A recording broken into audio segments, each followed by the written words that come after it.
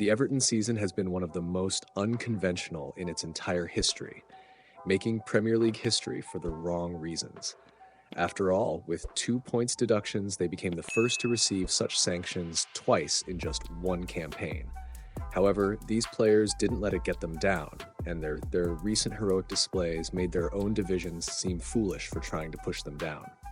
Throughout this whole process, in which fans were largely kept in the dark, Alan Myers remained a useful resource to keep them informed.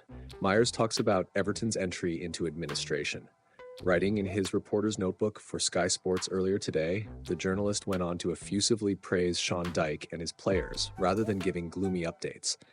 After all, this was the easiest and the first they've managed to survive in the last 3 seasons, despite it being the most tumultuous.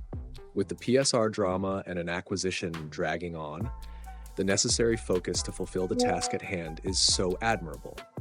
However, Myers thinks this latter issue simply needs to be resolved soon, even weighing in on claims that administration remains a threat.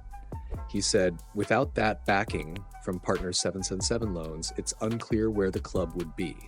However, my understanding is that the administration's suggestions are wide of the mark, and it seems that scenario is unlikely, even if the 777 approval doesn't come through.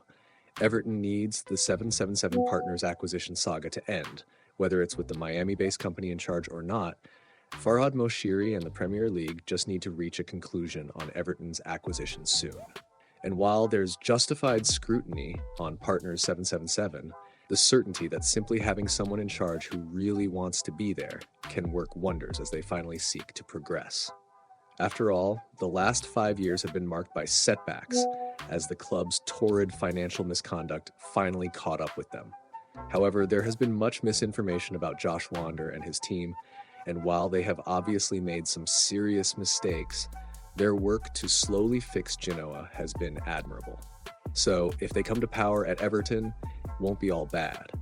But with reports suggesting they're considering selling part of Bramley Moore Dock Stadium to finance their acquisition, once again, concerns are valid. With other parties supposedly still interested in intervening if the deal falls through, what this club needs now more than anything is a strong, stable leader who wants to be at the club in the near future. As always, thank you very much for your audience. And don't forget that big like. We'll see you at the next meeting.